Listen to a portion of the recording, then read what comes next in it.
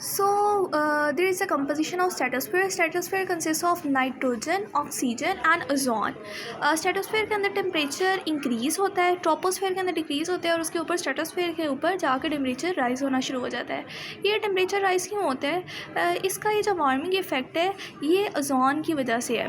Ozone जो होता है वो यूवी लाइट को एब्जॉर्ब करता है, जिसकी वजह से स्ट्रेटोस्फेयर के अंदर टेम्परेचर ज़्यादा हो जाता है और जो हमारे पास वेरिएशन इन द टेम्परेचर और प्रेशर है वो एटमॉस्फेयर को डिफरेंट लेयर्स के अंदर डिवाइड कर देती है। लेकिन जो स्ट्रेटोस्फेयर होता है उसके अंदर हमारे पास कंप्रेसिबल एयर होती है। ये हमारे पास क्यों होता है? क्योंकि जो हमारे पास गैस होती है ना वो कंप्रेस होती है। तो जो ट्रोपोस्फेयर होता है उसके अंदर गैस सबसे ज़्यादा कंप्रेसिबल होती है और जो हमारे पास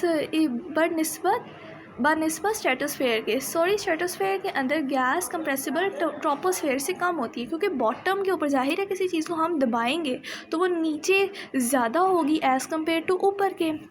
फॉर एग्ज़ाम्पल हम लोग किसी भी क्ले को दबा लें तो वो नीचे ज़्यादा हो जाएगी।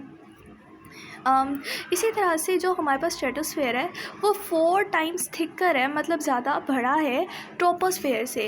ये इसके डिस्टेंस के ऊपर बात हो रही है। ट्रोपोस्फेयर का डिस्टेंस कम होता है, वो 10 to 11 किलोमीटर तक होता है और ये स्ट्रेटोस्फेयर फिर 50 किलोमीटर तक चला जाता है। तो स्ट्रेटोस्फेयर का डिस्टेंस ट्रोपोस्फेयर की निस्बत तो ज़्यादा होता है।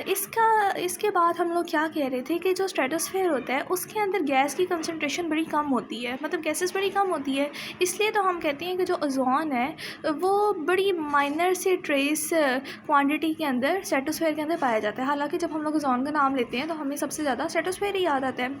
और लोअर एटमॉस्फेयर के अंदर ये जो ओज़ोन है, लोअर एटमॉस्फेयर मतलब ट्रोपोस्फेयर की बात हो रही है, लोअर एटमॉस्फेयर के अंदर ओज़ोन 1 पार्ट इन 10 मिलियन के अंदर पाया जाता है। और मज़ीद क्या कह रहे हैं कि लेकिन जो स्ट्रेटोस्फेयर है उसके अंदर इसकी अमाउंट 10 ppm है। इसका मतलब है कि 12 ओज़ोन मॉलिक्यूल्स पर मिलियन एयर मॉलिक्यूल्स।